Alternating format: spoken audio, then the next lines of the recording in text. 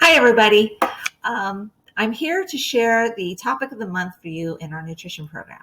And I want to talk about something that's on a lot of your minds, and that is emotional eating, why we do it, and how can we stop it. So think about this scenario. You're in the bottom of a bag of chips, and you don't even remember eating the first two-thirds of the bag. So when we emotionally eat, we're actually trying to solve a problem. Every action is an attempt to solve a problem. So when you're in emotionally or mindlessly snacking, it's because there's a feeling or a situation that you are avoiding or resisting. So you can use a practice called notice and name, otherwise known as name it to tame it. And this is the first step to increasing your awareness of what's really happening and finally getting to the source of the problem and stopping that emotional eating. So, what is notice and name? Here we go. Okay. So, what is notice and name and how do you do it? First of all, you pause, you pay attention to what's happening. This shows up as physical sensations, thoughts, or emotions. Emotional eaters often are unaware of what we're feeling. And if we are aware of what we're feeling, we're using food to avoid or resist it. So, in your scenario with the bag of chips, you see the bag of chips, and your brain says, hey, go open that bag and eat a few. Or you might just feel a vague urge to eat it, or you might notice that you're reaching for them with no specific thoughts or emotions at all. You're just not thinking. So in this situation, you would hit pause and then you would think, all right, what am I thinking about right now? What am I feeling right now?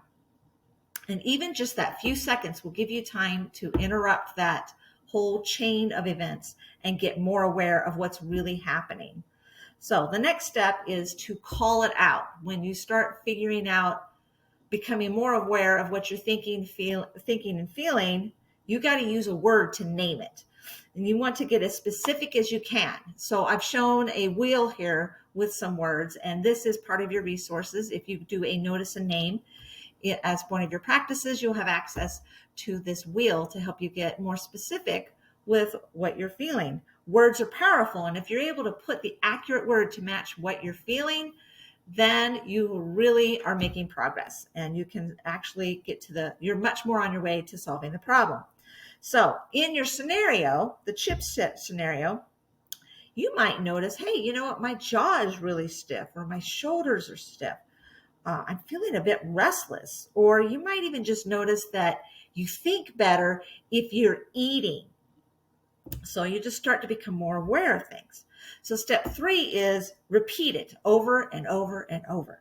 So you continue this practice over and over, and eventually you're going to learn more about yourself. You're going to start seeing patterns, and then you can use this increased awareness to make more data informed changes in your life. This is how it happens. So in your scenario, you might realize, hey, I think I know what's really going on here. I need to present at a Zoom meeting tomorrow, and I'm procrastinating making the slides, and I'm using food to avoid this whole uncomfortable situation. So there's a ton more about this practice, but this was the basics.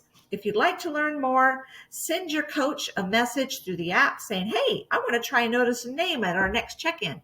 Or you could just send me a message and I'll send you just a little article on how to notice a name. And or you can ask about it at your next check-in with your coach. All right, have a great